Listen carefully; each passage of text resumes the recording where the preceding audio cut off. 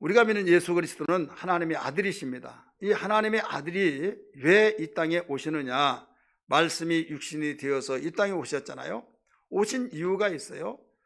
여러 가지 각도에서 볼 수 있지만은 우리에게 주님은 분명히 말씀하셨어요. 내가 온 것은 양으로 생명을 얻게 하고 생명을 더 풍성케 하기 위해서 왔다. 이런 말씀을 직접 가르쳐 주셨습니다. 요한복음 10장 10절 그 하반절에 가르쳐 주셨어요. 그렇기 때문에 이 마귀를 도적이라고 하고 또 예수님 자신을 목자로 비유해서 양을 생명을 얻게 하고 생명을 더 풍성케 하기 위해서 왔다. 생명을 풍성케 한다는 건 뭡니까? 건강하고 아이 잘 낳고 그러듯이 건강한 양이 새끼를 낳아서 번성하게 만든다 이거죠. 그래서 건강치 못하면 자기 자신 생명도 위태로울 수밖에 없잖아요. 생명을 얻게 하고 생명을 더 풍성케 하기 위해서 왔다 말씀하셨고, 요한복음 6장 38절부터 보면 내가 아버지의 뜻을 행하러 왔다 이런 말씀을 하셨어요. 아버지의 뜻을 행하러 왔다. 내 뜻을 행하려고 온 것이 아니라 나를 보내신 이의 뜻을 이루려고 왔다라고 하면서 내 아버지의 뜻은 뭐냐? 아들을 보고 믿어서 영생을 얻는 것이다. 다시 살리는 놀라운 일을 위해서 아버지의 뜻이 이렇게 나를 통해서 이루어진다 분명히 밝히셨습니다. 그렇기 때문에 우리의 관점은 내가 살다가 사람들이 다 죽으면 그걸로 끝이 나는데 도대체 왜 그렇게 복잡하냐 이렇게 생각을 할 수 있으나, 여러분 배움이라고 하는 것은요, 내 주관적인 것을 포기하고 가르쳐주는 지식이 사회에서 통용하는 지식이 이렇다, 또 사회에서 생활할 때 모든 것이 이렇다, 모든 지식을 그 전문가들이 가르쳐주면 그것을 배워서 통일이 이루어져요. 아는 것에 통일이 되어서 기준이 되어서 그대로 살아가는 거죠. 이제 거기서 전문적인 지식이라고 한다면 자기가 하고 싶은 전문적인 지식을 따라서 이제 거기에 전문업에 들어가면서 그 지식을 더 깊이 들어가는 삶이 직장이 되어지고 이렇게 되어지잖아요. 그래서 모든 세상이 교육이 있어요. 그래서 그 교육은 백년대계다 이렇게 말을 하잖아요. 백년대계로서 얼마만큼 가르치고 교육열이 있고 교육을 잘 하느냐에 따라서 그 나라의 장래가 있다 이렇게 가르쳐주고 있잖아요. 이걸 부인할 사람이 하나도 없습니다. 그런데 하나님께서는 이 세상의 모든 지식이 너희들이 살아가면서 사용하고 그것을 따라서 살아가고 있지만은, 그렇게 해서 어떤 문화를 이루고 문화 속에서 함께 관습적인 법도 이루어지고 또 제도화적인 법도 이루어져서 질서를 만들어가는 그런 삶이 되어지지만은, 내가 분명히 말한다 하면서 내가 너에게 이런 말은 영이다, 영적이고 영생이다 이런 말을 해줬어요. 사람은 죄인으로서 죄의 결과가 죽기 때문에 이 세상에 어느 누구든지 다 죽는다 이거예요. 그러면 살았을 때는 어떻게 되냐? 죄인으로서 사형 선고를 받았기 때문에 사형 선고를 받은 자가 감옥에 있으면서 아무리 영치금이 나와서 좋은 음식을, 사회 음식을 마음껏 먹는다 할지라도 그게 행복이 될 수가 없듯이 죄인이라고 하는 그 신분 속에서 불행이 되어진 거예요. 저주와 불행의 삶으로 어느 날 죽으면 끝나는 것이 아니라 잠을 자다가 꿈을 꿀 때 꿈의 세계가 있듯이 이 상에서 반드시 죽음이 되어지고 난 뒤에는 천국과 지옥의 내세가 있다 이거예요.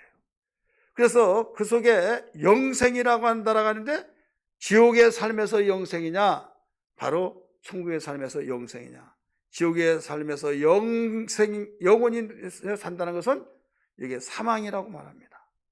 그 다음에 주님과 함께 생명으로 영생을 누린다는 것을 영원한 생명이라 이렇게 말합니다. 그렇기 때문에 세상은 이걸 알지 못하여서 죽으면 끝나지 하면서 믿는 자들이 주님의 가르쳐준 복음을 통해서 전해주면 봤어 죽어봤어 막 별의별 말을 다 하죠. 여러분, 내가 가기 전에 안다고 하는 것은요, 흥분되지 않습니까? 설레지 않습니까? 내가 가서 볼 때 이렇게 되어진다고 하는 것을, 미국을 꼭 가서만 봐야만 여러분 미국이 있다고 합니까? 교과서를 통해서 어떤 미국에 대한 안내서를 통해서 미국이 있구나.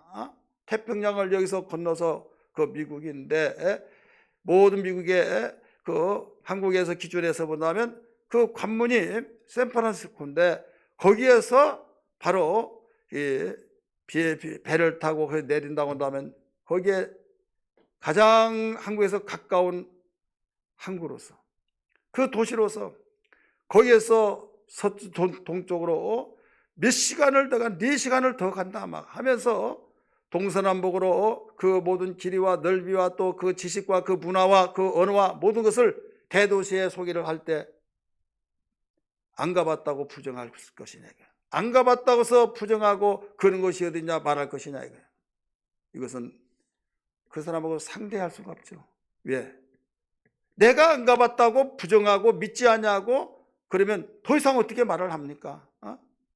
여러분 사회에서도 그러하거늘 하물며 하늘에서 오신 분이 직접 보고 그 가운데 계셔서 아버지께 들었던 것을 보았던 것을 그 나라 실상을 그대로 가르쳐 줬을 때 봤어 하고 그걸 그렇게 말한다고 한다면 그 사람하고는 할 말이 없는 거예요. 그러나 한 가지, 이 땅에서 복 있는 사람 그 말을 믿습니다. 받아들입니다. 할렐루야. 받아들이고 준비합니다. 여기서 복 있는 사람과 복 없는 사람이 갈라지는 거예요. 세상의 사람들은 돈이 많고 가지고 싶은 것이 다 갖춰져서 난 사람들에게 참 부러움의 대상이 되면 복이다, 복받았다 하지만은요, 하늘의 메시지, 주님께서 오셔서 전해주는 메시지를 듣지 않고 내 힘으로 사는 거, 이것은 아무리 부와 영화 권력을 누린다 할지라도 복이 될 수가 없는 거예요. 왜? 그는 자기가 가지고 있는 부와 영화 권력이 영원무궁토는 가지고 있을 걸로 생각하지만은 내릴지 모를지 아무도 몰라요. 밤에 잠을 자다 꿈에서 깼을 때 그 좋은 꿈을 꾸었을 때 정말로 너무 좋아서 야 하다가 왜 그러냐고 깨우며 눈 떠봤더니 꿈이면 얼마나 허무하겠습니까? 지금 세상은 분명히 현실이지만은 하나님께서 이리 오너라 해서 눈 떠보면 내가 분명히 눈을 깜빡깜빡하면 여기가 어디지? 정신이 바짝 난다 이거죠. 그렇게 목사님이, 그렇게 교회 예수쟁이들이 가르쳐주고 가르쳐준 천국이 여기고 지옥이 여기구나. 그때 이미 늦어버린다. 기회가 없다 이거죠. 여러분, 예수님은 이 세상에 오셨습니다. 하나님의 보내신 가운데 오셔서 우리에게 역사적인 인물로서 모든 역사의 증거들을 남겨주시고 다시 하늘로 올라가시면서 오시리라고 약속하신 것을 믿기 바랍니다. 이 땅에 오신 그 역사가 2000년이 넘게 되었는데 이 땅에 오신 그 예수는 하나님 아버지의 보내심을 받고 오신 하나님의 아들이다 이거예요. 분명히 내가 이것 때문에 왔다 말씀하셨어요. 죄로 사망 속에서 지금 불행과 저주의 삶을 살다가 이대로 죽으면 지옥 가는데 그들을 구원해서 얻게 해서 생명을 주고 생명을 더 풍성케 해서 알지 못한 그들에게 알려서 다른 사람도 살리는 일을 위해서 내가 왔다 가르쳐 줬잖아요. 아버지의 뜻을 행하러 왔다. 아버지의 뜻이 뭐냐? 아들을 보고 믿어서 영생을 누리며 사는 것이 아버지의 뜻이다 가르쳐 줬잖아요. 여러분, 성탄절이 이번 주입니다. 코로나로 인하여서 이 성탄절조차 의식이 없어지고 망각되어진 가운데서 자칫 잘못하면 교회에서마저도 성탄절이 그냥 지나가 버릴 수밖에 없는 이런 분위기가 아닙니까? 예수는 하나님의 작정하신 뜻 가운데 오신 역사적으로 우리 가운데 또 태어나셔서 거하시고 생활하시다가 아버지의 뜻대로 죽으시고 아버지의 뜻대로 승천하시고 다시 오실 분이라는 걸 믿기 바랍니다. 그분이 이 땅에 오셔서 남겨주신 말씀이 있어요. 그 말씀이 공관복음, 사복음서에 다 고스란히 남아있지 않습니까?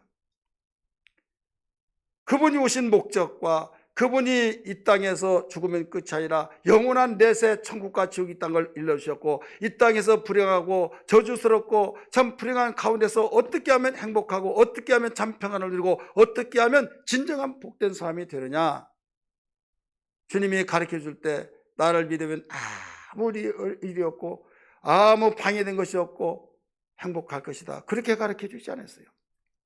이 세상은 죄악이 있기 때문에 죄악을 가지고 진두지휘하면서 그 악법을 가지고 악한 세력들이 있기 때문에 바로 거기에서 네가 종이 되지 않는 이상 바르게 살려고 하면은 진리대로 살려고 한다면 너희들은 공격을 받을 것이다. 그러나 두려워하지 말아라. 내가 이미 다 이겨놓았기 때문에 내가 이겨놓은 모든 것을 가지고 강하고 담대하게 살기만 하면 된다. 말씀하신 걸 믿기 바랍니다.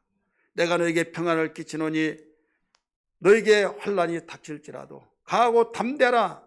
내가 세상을 이겨놓으라고 말씀하셨듯이 여러분, 예수 믿는 사람은 지금 세상이 이렇다는 걸 분별하고 지금 예수 믿는 사람이 이렇다는 걸 알고 앞으로 어떻게 이 세상이 진행되어지고 전개되는 걸 알아서 분별하면서 깨어있는 생활을 하는 것이 예수 믿는 사람입니다. 그냥 졸졸졸 뒤따라가다가 망할 때 같이 망하고 그게 예수 믿는 사람이 아니에요. 왜 예수님이 하늘에서 오셔서 그렇게 충돌되고 왜 그렇게 정말로 그 중상모략하고 이단계수라고 귀신의 왕이 들렸다고 하면서 낭떠러기에서 막 밀어서 죽여버리려고 했을 때 예수님이 유일히 피하여서 왜 하나님의 아들이 피하여서 도망간 듯한 그런 인상을 남기기까지 했습니까? 아직 때가 되지 않았기 때문에 피하셨다라고 말씀하셨어요. 예수님 말씀하셨습니다. 나는 곧 길이요 진리요 생명이니 나로 말미암지 않고는 아버지께로 올 자가 없다. 주님이 가신 그 길이 우리가 가는 길이어야 된다는 걸 믿기 바랍니다. 예수 믿는 모든 성도들이여, 여러분, 우리 예관교회 지체가 된 모든 성도들이여, 우리는 주님이 가신 그 길이 인생의 내비게이션이 되어서 우리가 간 길이라는 걸 알아야 될 줄 믿기 바랍니다. 진리의 길, 생명의 길, 영생의 길. 여러분, 주님이 가신 그 길을 닦아놓고 이정표를 따라서 가기만 하면 주님이 닦아놨기 때문에 우리가 개척하고 그 길을 만들어 가는 것이 아니라 얼마나 간단하고 얼마나 안정되고 분명한 사실이잖아요. 그럼에도 불구하고 오늘날 예수 믿으면서 기다 아니다 왜 이러냐 저러냐 하면서 옥신각신하면서 누가 틀리고 맞고 하면서 여러 가지 똑같은 예수 한 분을 믿고 섬기고 있는데 왜 생각이 그렇게 복잡한지 모른다 이거죠. 왜 그런지 아십니까? 예수 믿는 사람들이 예수로 통일되어지고 예수 중심 속에 나가야 할 텐데 그렇지 못하고 생각들이 많아서 예수 믿는 사람들끼리도 파가 갈라지고 예수 믿는 사람들끼리도 생각이 달라져서 잘못되니 잘했더니 막 하면서 여러 가지 하나의 구심점이 없어진 이유는 자기 생각, 예수라고 그 명분을 앞에 놓고 자기 생각을 따라서 가기 때문에 그렇다 이거죠. 그래서 성경은 가르쳐 주기를 육신의 생각은 사망이요 영의 생각은 생명과 평안이다 라고 말했어요. 육신을 쫓는 자는 육신의 일을, 영을 쫓는 자는 영의 일을 생각하나니 성경은 가르치고 있습니다. 여러분, 예수 믿으면 정신 바짝 차려야만 됩니다. 목사도 정신을 바짝 차리고 장로님들도 정신을 바짝 차리고 권사님들 정신을 바짝 차리고 여러분 직분과 관계없이 믿는 사람이 정말 정신을 바짝 차려서 내가 영의 사람이 되냐 육의 사람이 되냐 진리의 사람이냐 비진리의 사람이냐 생명에 충만한 사람이 돼서 주님 앞에 언제 설지라도 부끄러움이 없이 정말 당당하게 주 예수여 주님이 오라 오신 날에 왔습니다. 주님이 먼저 오시면 주 예수 어서 오시옵소서 당당하게 맞이할 수 있는 것은 어떤 법에 근거를 내서 그렇게 당당하게 맞이할 수 있겠습니까? 세상 법이요? 세상의 여론의 흐름이요? 이건 다 무용지물입니다. 세상의 심판주가 예수라는 걸 믿으시면 아멘 하시 바랍니다. 그분의 법에 의해서 모든 것이 판결되어진데 주님의 법이 우리를 지배하고 다스리고 먼저 가르쳐 줄 때 그 법에 의해서 살아간 것이 믿는 사람이 아니냐 이거예요. 천년만년 살 것 같지만은 세상이 얼마 남지 않았다 그러면 얼마 남지 않은 걸로 알고 우리는 깨닫고 깨있고 정말로 근신하면서 살아야 하는데 완전히 나태해지고 흐물흐물하고 어깨 쳐져서 육신의 생각을 하다 보니 어떻게 되었느냐? 이것은 믿지 않는 순간 똑같은 방향으로 나가면 같이 망하는 거예요. 주님이 뭐라고 했습니까? 인자의 날은 인자도 알지 못한다. 아버지만 하신다. 천사도 알지 못하고 나도 모른다. 아버지만 하신다. 그날과 그것은 나도 몰라. 그러니 깨어있으라.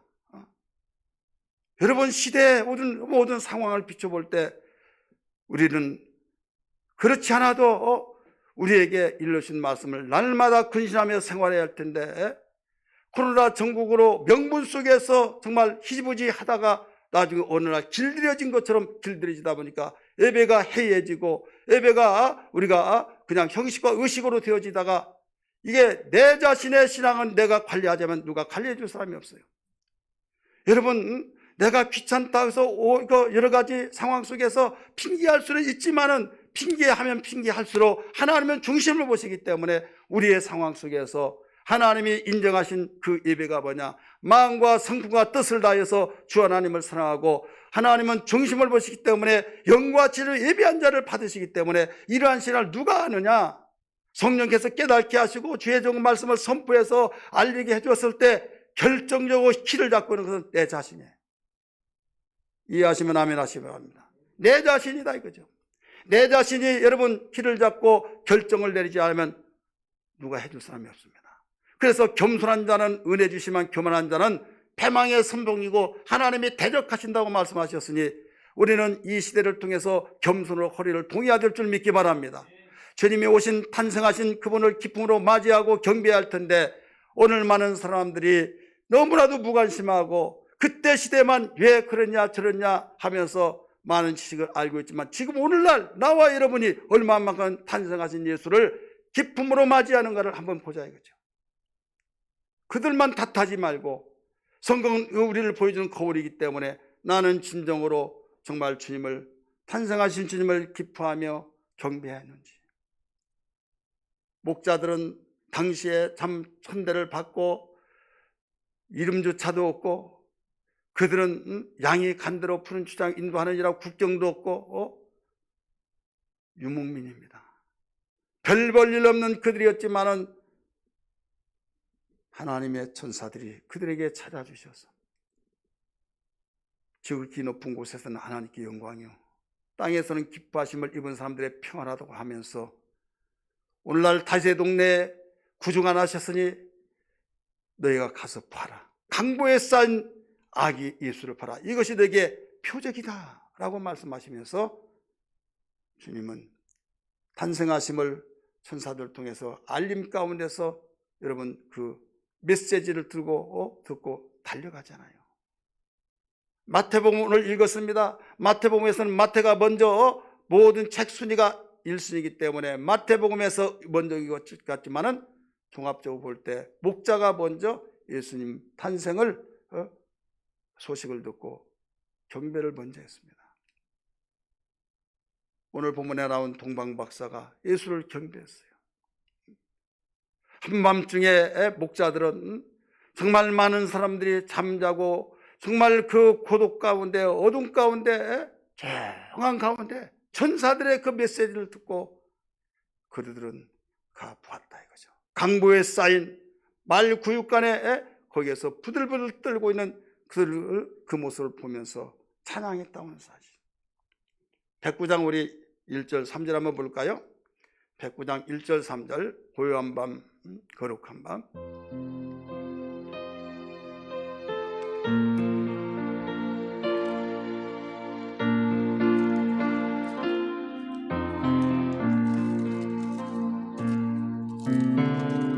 고요한 밤 거룩한 밤 어둠에 묻힌 밤 주의 부모 앉아서 감사 기도 드릴 때 아기 잘도 잔다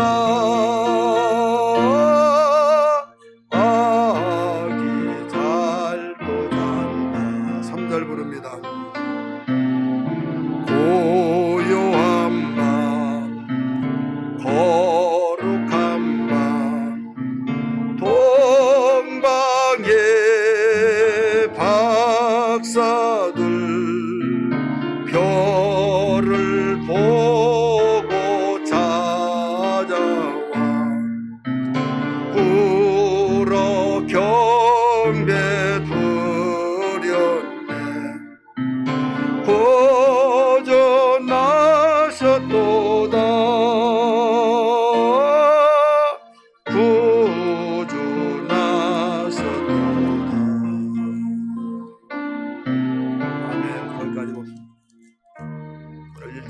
오늘 우리 읽었던 글이 찬양했습니다.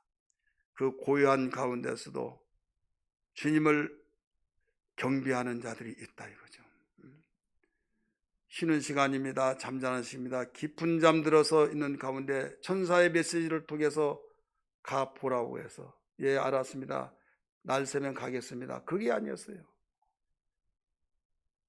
그들은 밤에 오늘날같이 가로등도 없습니다. 그렇지만 순종하고 갔습니다. 기쁨으로 가서 확인하면서 경배했다고 하는 사실. 동방박사도 경배했고 목자들도 경배했고, 그러면 오늘날 우리는 진정한 주님의 메시지를 우리가 듣고 안다고 한다면 우리는 경배를 해야겠습니까? 안 해야겠습니까? 해야겠죠. 너무나 잘 아는 마태복음 2장 1절에서 12절의 말씀은 헤롯이라는 인물이 등장됩니다. 대제사장 서기관들이 등장됩니다. 또 여관주인이 등장됩니다. 동방박사들이 등장됩니다. 어떤 자가 바로 경배했습니까? 왕이 경배하지 않았어요. 헤롯은 당시 로마의 속국이었기 때문에 로마에서 세워준 헤롯이란 왕이 통치하고 있을 때에 2장 1절부터 3절까지 보니까 동방박사들이 산을 넘고 강을 넘고 광야를 지나서 오늘날 이란입니다. 이란 거기서 1860km나 되는 거리를 밤에 별을 보고 왔기 때문에 밤만 그 별 따라 가다 보니까 학자들은 몇 년 걸렸냐? 2년 걸렸다고 말합니다. 2년 걸렸느니 안 걸리니 그게 놀랄 것이 아니라 전문가 학자들은 그렇게 말을 하고 있어요. 이방인입니다. 별이 없어졌습니다. 그래서 왕궁에 가서 유대인의 왕으로 태어나시니가 어디 계시냐? 우리가 경배하러 왔노라 라고 말합니다. 깜짝 놀랍니다. 내가 왕인데 만약에 유대인 왕이라고 한다면 내 자녀든지 내 자녀가 아들을 낳아서 내 아들을 손자가 왕이 될 사람이라고 모르는데 나도 알지 못한 어떤 왕이냐? 두려움 속에서 침묵을 지키면서 태어난 채 하면서 그는 대제사장과 서기관들을 소집합니다. 유대인의 왕이 어디에서 태어나냐? 이자가 왔는데 지금 물어본다. 예, 왕이요. 그들은 성경학자들입니다. 성경에 능통한 자들입니다. 예, 베들레헴에서 태어난다고 말했습니다. 그는 다 알게 됐어요. 왜? 성경에 나와 있으니까. 귀지대를 한다고 한다면 그들은 정말 만점 맞을 겁니다. 그럼에도 불구하고 그들은 알려줬지만 가지 않았습니다. 이미 알았어요. 가지 않았어요. 그런데 기뻐하며 경배했습니까? 아니잖아요. 왕이 왜 경배하지 않았습니까? 경배한다고 했는데 그 속셈은 지금 내가 왕인데 누가 왕이야? 죽이려고 너희들 가서 경배하고 와서 내게 보고가라. 그 다음에 내가 경배하겠다. 나중에 속은 줄 알고 2살 아래 남자를 다 죽이라고 하는 살인자가 됐지 않습니까? 사랑하는 성도들이요, 예수님이 탄생으로 말미암아 경배하는 자가 있고 바로 문제가 일어난 자인데 경배하지 못한 자들은 모두 문제가 있는 거예요. 우리가 예수 믿으면서 예수 탄생을 기쁨으로 경배하는 그 신앙은 참된 신앙이요, 하나님께 영광을 돌리고 그에게 놀라운 생애 축복의 역사들을 이뤄내고 있지만, 이뤄나가고 있겠지만은 절대로 예수를 경배하지 않고는 온전치 못하다 이거죠. 믿으시면 아멘 하시기를 바랍니다. 왕은 경배하라고 하면서 지금 유대인의 왕이 어디냐 할 때 맞이하지 경배를 못했죠. 왜 경배 못했습니까? 내가 왕인데 누가 왕이냐 이거죠. 왕과 같은 사람은 경배 못합니다. 얘 왕이 경배 못했어요? 내가 왕인데 누가 왕이냐 이거죠. 여러분, 우리는 다 왕같이 살지는 않았습니까? 예배드리는 모든 성도들이요, 온라인에서 예배드리고 이 가운데 예배드리는 모든 성도들이요, 여러분 자신이 왕이 아닙니까? 왕은 절대 경배하지 않습니다. 사람이 다 스스로 왕처럼 살고 있잖아요. 왕처럼. 왕이 뭡니까? 자기 마음대로 하는 것이 왕이에요. 기분 나쁘면 여봐라, 목을 쳐라. 왕정 지키는 모든 국민이 자기의 수하이고 땅도 왕의 땅이고 다 자기 거예요. 지금까지 대통령은 아니죠. 그때 왕이라고 할 때 내가 왕인데 내 마음대로 한다 이거죠. 그래서 경배는 무슨 경배? 내게 경배하지. 기분 나쁘다 이거죠. 하나님께 경배하는 것을 닭살이 돋고 어떤 부정적이면서 예수님이 탄생했다면 그 자체가 소동이 일어난다 이거죠. 예루살렘 성과 헤롯 왕궁에 소동이 일어났다라고 가르쳐주고 있지 않습니까? 성탄절을 통해서 어디를 갈까 어디 갈까 소동이 일어난 사람이었어요. 하나님께 예배해야 된다, 경배해야 된다. 그런데 다른 데 가서 거기서 즐기려고 그거 있지 않습니까? 성탄절이 누구의 날입니까?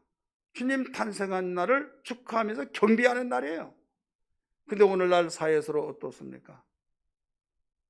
가게 한 사람들은 대목이다 해가지고 그 계기를 통해서 매상만이 울고, 그래서 술집에서 캐롤송이 나오고 추리해놓고 또 백화점이나 마트 할 것 없이 특별 세일 막 하면서 그때 자기의 목적을 이루고 매상만이 울리려고 한 거예요.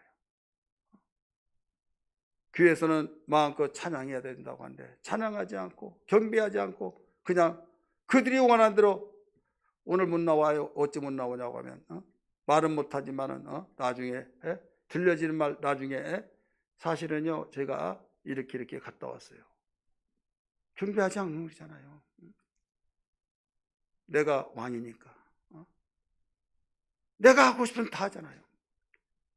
오늘날 내가 하고 싶으면 다 하고 살잖아요. 집을 사느니 안 사느니 자식을 몇 명 낳느니 공부를 어떻게 시키느니 뭐 하느니, 그러면 이게 잘못됐단 말이냐?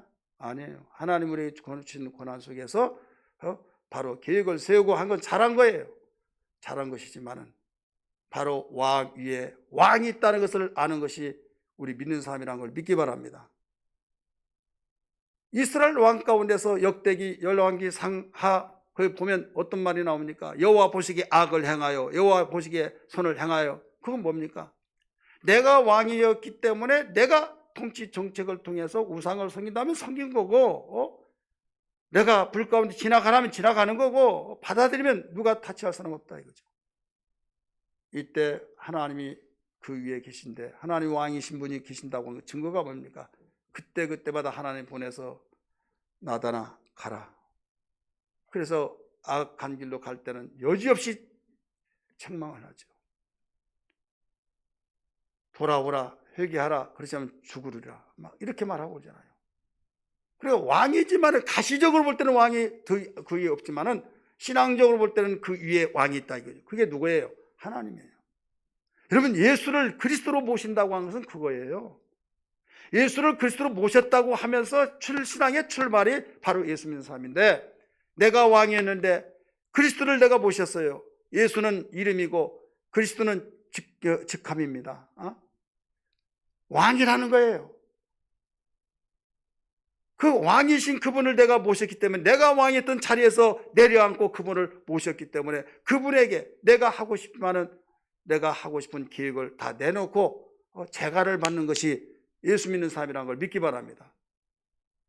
우리나라가 중국에 그 원정을 요청해서 그 대신 모든 예속지 떼어가지고 왕이 되면 내가 왕이다 하더라도 재가를 받아가지고 재가에 땅땅땅 돼서 인정이 돼야만 왕도시 정상적인 왕이 돼요. 왜 이 나라 왕이 왜 남의 나라 가서 재가를 받아야 합니까? 그렇게 하게 돼 있기 때문에.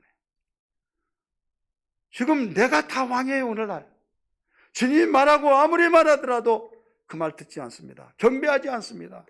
우리 성탄절을 통해서 우리 자신들을 스스로 돌이키면서 주님 내가 왕이 되지 않게 하시고 내가 모신 주님이 왕이 되시기 때문에 내가 어떤 계획을 세우더라도 내가 이렇게 하려고 하는데 주님 어떻습니까? 주님이 기뻐하십니까? 아닙니까? 우리 최소한도 그런 내가 계획을 세워놨더라도 주님의 재가를 받아야 하지 않겠습니까? 이해되시면 아멘 하십시다. 그게 달라요. 충신이 모든 계획을 하고 왕에게 결제가 떨어지게 하잖아요. 자기가 아무리 머리가 똑똑하고 아무리 왕에 내가 관계를 가지더라도 자기가 해놓고 자기가 집행해버린다고 한다면 누가 왕이냐 이거예요. 내가 자식을 몇 명 낳고 교육을 어떻게 시키고 내가 집을 사고 안 사고 내가 이렇게 저렇게 하고 그건 우리가 계획한 거 그게 잘못됐다는 거 아니에요. 이건 우리에게 주신 지식이요 또 우리에게 고난 우리의 범위 속에서 그래 하라는 거죠. 그러나 주님이 왕이시기 때문에 주님께 보고하고 결제 받고 주님의 뜻이라면 하고 아니라면 야 이건 아니다 하면 포기하고 주님도 그렇게 우리에게 기도를 보여주셨잖아요. 할 수만 있으면 이 잔을 내게서 지나가게 하옵소서. 자기는 지금 죽고 싶지 않았기 때문에 그 주변의 환경 때문에 그러나 내 뜻대로 하지 마옵시고 아버지의 뜻대로 되기를 원합니다라고 했을 때 그때 천사들의 힘을 돋더라 말씀하신 걸 믿기 바랍니다. 오늘 왕은 경배하지 않았습니다.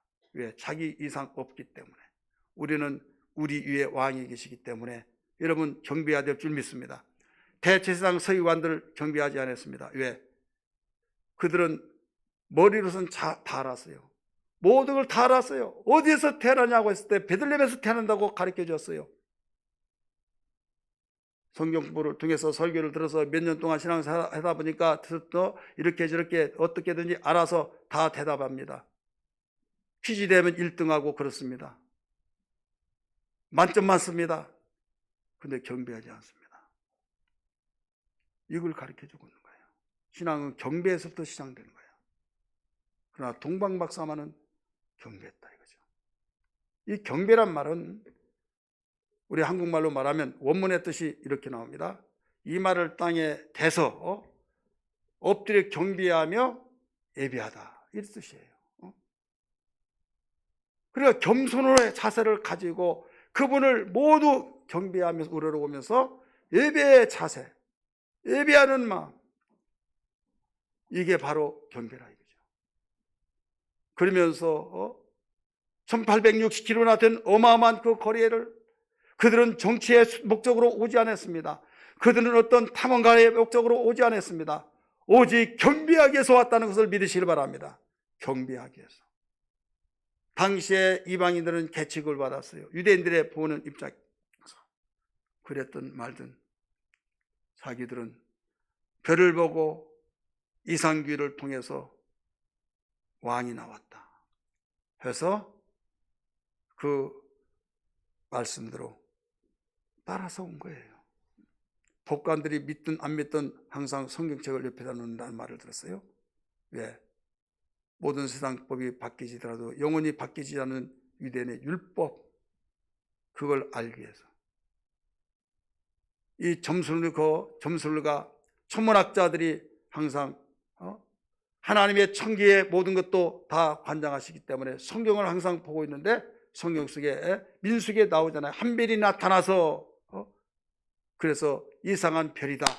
자기의 궤도를 벗어나서 이상한 길에 여기는 왕이 태어났다. 징조다 해서 그렇게 전문가들이 말했듯이 밤에만 지금 별이 나오고 볼 수 있기 때문에 밤에만 움직여지는데 2년 걸렸다 할 정도로 강을 건넙니다. 산을 넘습니다. 사막을 지납니다. 밤에 또 춥습니다. 그런 악조건 속에서도 경배하기 위해서 왔다 이거예요. 사랑하는 성도들이요, 우리는 예배하는 것이 그냥 쉽게 생각하면 안 되는 거예요. 어렵다고 해서 우리는 회피하고 예민해서는 안 됩니다. 경배하러 오는 자체가 우리는 힘든 거예요. 믿으시길 바랍니다. 어려워서요, 힘들어서요. 여러분, 동방박사들이 얼마나 힘들었습니까? 이게 경배하러 온 사람의 자세예요. 우리는 핑계할 수가 없습니다. 코로나 때문에, 뭐 때문에, 이것 때문에, 저것 때문에 지금 우리가 편안하게 아무 일 없이 그동안에 예배할 때에 마음껏 정말로 자유를 누리며 드리다가 코로나 전국을 통해서 제재받는 것이 많고 그러다 보니까 이제 핑계거리도 되어지고 명분화도 되어지고 그렇지만은 우리는 이것이 우리를 경배를 막을 수는 없다 이거죠. 이해되시면 아멘 하십시다. 할렐루야. 우리는 성탄절을 통해서 단순한 행사로 끝나는 것이 아니라 정말 진실로 우리 주님께서 메시지를 통해서 일러주신 것은 성탄절을 통해서 동방박사가 경배했듯이 그 발자취를 한번 생각해 본다면 정치 목적에서 온 것이 아니다니까요. 탐험의 목적에서 온 것이 아니라 개인의 어떤 취미생활 속에서 온 것이 아니라 오직 아기 탄생하신 그분이 유대인의 왕이다, 유대인의 왕은 전 세계적인 만왕의 왕이다, 이걸 알고 경배하기 위해서 왔다고 분명한 목적을 밝혔지 않습니까? 이방인의 저 전문가도 박사들입니다. 아기 예수께 엎드려 경배했다고 그랬잖아요. 엎드려서 황금과 유황과 몰약을 드렸다고 말씀했지 않습니까? 그렇다면 오늘날 우리는 단순한 이야기로 끝나지 말고 적용적인 차원 속에서 비춰본다면 동방박사 같은 심정으로 아무리 어렵다 할지라도 힘써서 우리가 경배하지 않겠느냐. 성탄절만 쌈바가 경배합니다. 그게 아니라 우리의 생애 동안 그 마음으로 동방박사 같은 심정으로 경배를 해야 된다, 이 말씀입니다. 우리 116장 우리 1절 한번 찬양 부를까요? 시간 없으니 1절만 부릅니다. 116장.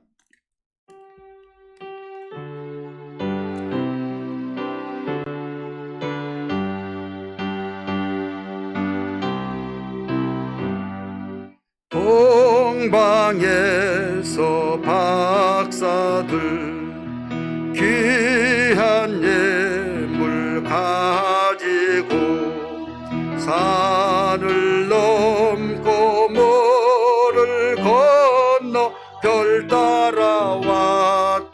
1절 동방에서 박사들 귀한 예물 가지고 산을 넘고 모를 건너 별 따라왔도다. 오 단일 밤의 밝은 별 아름답고 발별 아기 예수 계신 곳에 우린도 하여라. 아멘. 사랑하는 성도들이여, 우리 예수 탄생을 기쁨으로 경배하는데 있어서 우리 주님 어떤 자에게 임하시느냐, 오늘 본문은 잘 가르쳐주고 있습니다. 또 누가복음에서 함께 곁들여서 본다면 가르쳐주고 있습니다. 예수님이 탄생하신 것이 그 당시 예루살렘 휘황찬란한 대도시에서 태어난 것도 아니에요. 가장 천하고 이름조차도 예수님 태어나셔서 이름이 나왔고 다윗이 있어서 고향이다 라고 해서 우리가 알지, 여긴 초라한 동네입니다. 성경 신학자들은 말합니다. 나라가 바벨론에 포로로 잡혀가서 귀환해가지고 고국에 돌아왔던 자 가운데서 베들레헴에서 정착한 사람 123명이다 이렇게 말하고 있어요. 몇 명이요? 123명. 이것을 알더라도 천국 가고 모르더라도 천국, 그렇게 중요한 건 아니지만은 그렇게 적은 동네다 이거죠. 123명이 살았다, 이렇게 역사가들의 조사 모든 근거를 통해서 가르치고 있어요. 그 가운데서 태어난 예수님, 그것도 왜 그 당시는 있을 곳이 없다고 하느냐, 아구스토의 천하에 호적 명령을 내려서 호적하기 위해서 다른 데서부터 대도시에 살다가 나중에 고향에 와서 호적하기 위해서 모이다 보니까 있을 곳이 없다 이거예요. 그러면 한번 생각해 보세요. 하나님이 존재하시고 못할 것이 없는데 호적명령 안 내렸으면 되잖아요. 다 나놓고 내려도 되잖아요. 예, 그런데 임신해서 만삭이 됐을 때 호적명령을 바로 내려서 그때 가지 아니하면 안 될 정도로 그 시기가 딱 맞아 떨어지냐 이거죠. 호적명령이 그 전에는 없었어요. 근데 그 시대부터 바로 호적이라는 게 생긴 거예요. 여러분, 성이 있는 것도 고려시대부터 생겼잖아요. 어떤 나라 어느 민족이든지 행정적으로 그때부터라고 있듯이 호적명령이 그때부터 있었던 거예요. 이건 역사적으로 예수가 태어난 것을 증거해 주기 위해서 하나님의 일방적인 계획이었다는 것을 믿으시길 바랍니다. 왜? 허상이다 뭐다 할까봐 역사적으로 증거해 놓기 위해서 하나님의 위대하신 그 뜻을 여기서 발견할 수 있는 거예요. 그러면 이미 말씀드렸던 것처럼 대도시에서 태어나게 할 수도 있는데 왜 그 초라한 동네에서 태어나게 하시느냐? 이미 예언가는 말했잖아요. 베들레헴 에브라다야, 네가 작고 적은 고을이지만은 이제 그가 태어나고 난 후에는 작은 성이 아니다, 작은 고을이 아니다, 이걸 가르쳐줬죠. 예수가 탄생하고 난 뒤에는 이제는 별 볼 일 없는 도시가 아니라 산골이 아니라 모든 세계 사람들이 예수님이 탄생하신 동네가 여기야 가르치면서 그걸 성지순례하고 관광하는 사람들이 얼마나 많습니까? 못 사는 동네가 이제는 상업화된 도시가 되어버렸다 이거죠. 여러분, 예수님이 탄생하신 곳이 바로 이와 같은 역사를 이루고 있다는 걸 알아야만 됩니다. 그런데 그것도 사관이 없어서 바로 마구간에서 태어났다. 마구간에 그 오물, 그 여러 가지 오줌똥, 소변, 이런 것들에 있어서 질퍽거리는 것들이 얼마나 많고 냄새가 고약한 가운데 구유가 있고 거기에서 있을 곳이 없어서 좀 마른 자리에 있는 가운데서 아기를 구유가에 누였다는 것을 여러분 성경은 가르치고 있잖아요. 하나님 못하실 것이 없는데 왜 꼭 그렇게만 해야 하느냐? 뜻이 있는 거예요. 그 뜻은 다른 것이 아니라 이 말구육관 같이 세상은 어두운 곳이다, 세상은 더러운 곳이다, 세상은 죄악 가운데 있는 것이다, 이거예요. 그렇기 때문에 그곳에서 경배하러 온 자가 있다 이거예요. 그곳에서 예수님을 맞이했다 이거예요. 어떤 사람이 예수님을 맞이하고 경배할까요? 예수님을 정말로 엎드려서 경배할 수 있을까요? 죄인이라고 고백한 사람. 나는 추하고 더럽고 주님, 나는 죄인입니다.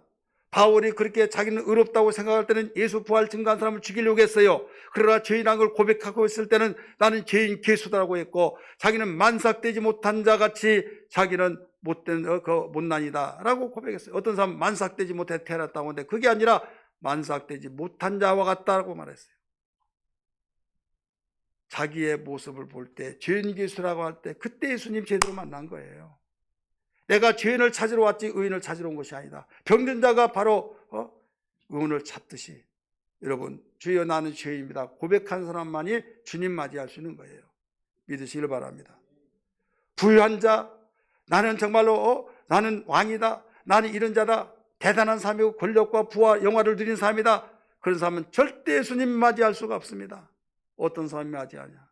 초라하고 참 외롭고 고독하고 쓸쓸하고 누가 거들떠보지 않을 때 주님만이 의지해요. 주님이 바로 그들을 맞이해 준다 이거죠. 그래서 주님이 최초에 가르쳐 줄 때 심령이 가난한 자는 복이 있나니 가르쳐 줬잖아요. 심령이 가난한 자는 복이 있나니 천국이 저희 것이며, 마음이 가난할 때 주님을 맞이하게 돼요. 삭개오가 그렇게 돈이 없을 때 돈 벌어야겠다, 사람 대우받으려면 돈 벌어야 된다, 수단 방법을 가리지 않고 돈 벌면서 돈에 어마어마한 거부가 됐더라도 그게 아니더라 이거죠. 돈을 모아봤더니 이로써 못 살겠더라. 민족의 피를 빨아먹는 놈, 역적, 매국노 하면서 완전히 외톨이가 되었을 때 주님이 지나간다는 말을 듣고 주님 보기 위해서 갔지만 사람이 많고 키가 작아서 볼 수가 없지만은 포기하지 않았잖아요. 주님이 지나간 길목에 뽕나무가 있을 때 그 위에 올라갔지만 주님은 거기 그냥 지나가도 됩니다. 전지하신 주님이 그 마음을 아시고 찾아보면서 삭개오야 내려오라 하셔서 그가 주님을 만나게 된 것을 아신 것처럼 우리는 정말 주님 의지하는 데는, 주님을 맞이하는 데는 이렇게 마음이 주님으로 채우려고 하는 나의 공허함, 나의 부족함, 내가 죄인되었다고 하는 그 고백, 내가 세상에 가지고 있는 것이 아무리 많다 할지라도 주님 없이는 나는 공허를 거듭하면서 참만족이 없다고 하는 걸 아는 사람만이 주님을 경배할 수 있다는 걸 믿기 바랍니다. 그래서 이건 기독교의 역사예요.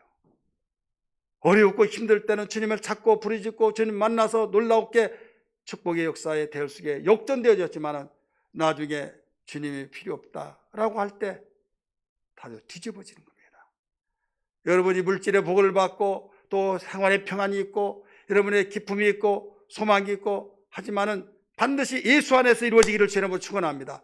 예수 안에서 우리는 주님 때문에 내가 평안이 있고 주님 때문에 행복하고 주님 때문에 내가 이러이러한 것이라고 고백이 되어질 때 주님 없이는 이 모든 것이 물거품처럼 되어진다는 것을 아는 사람, 그 사람이 여러분 엎드려 경배하지 않겠습니까? 예배하잖아요. 2020년도 성탄절을 맞이하여서 우리 모든 성도들, 우리 일회성의 성탄절 경배가 아니라 정말 주님 오실 때까지, 우리가 생명 타는 그날까지 동방박사의 그 심정을 가지고 엎드려 경배하되, 이것이 오늘 예배다 이거예요.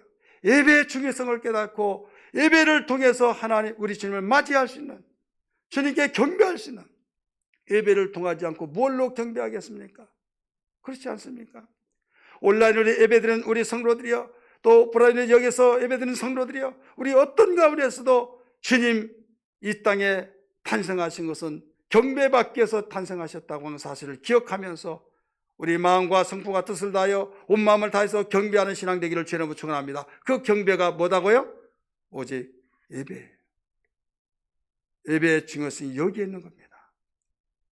예배가 살아있고 경배의 신앙이 되면 여러분 모든 범사에 소망이 있는 겁니다. 아무리 어렵고 힘들다 할지라도 경배하는 그 속에 놀라운 역사들이 나타납니다. 막힌 거 뚫려집니다. 매인 거 풀려집니다. 닫힌 거 열려집니다. 주님이 함께 하신 그곳에 누가 여기에서 방해할 수 있겠습니까? 어려움이 있다 할지라도 모든 게 해결되어지는데, 하나님의 영광이요 하나님의 사랑한 자고 하나님이 기뻐하신 자를 여러분 누가 해치할 수 있고, 그분을 우리가 마음속에 모셨잖아요. 우리가 그분과 계속 경배하면서 하나가 되어 있잖아요. 예배자는 바로 그와 같다 이거죠. 황금과 유황과 몰약을 드렸듯이 시간을 드리고 물질을 드리고 우리가 달란트를 드리고 정말 악조건 속에서 드려지는 그 경배, 이것이 계속되어지기를 주의 이름으로 축원합니다. 할렐루야.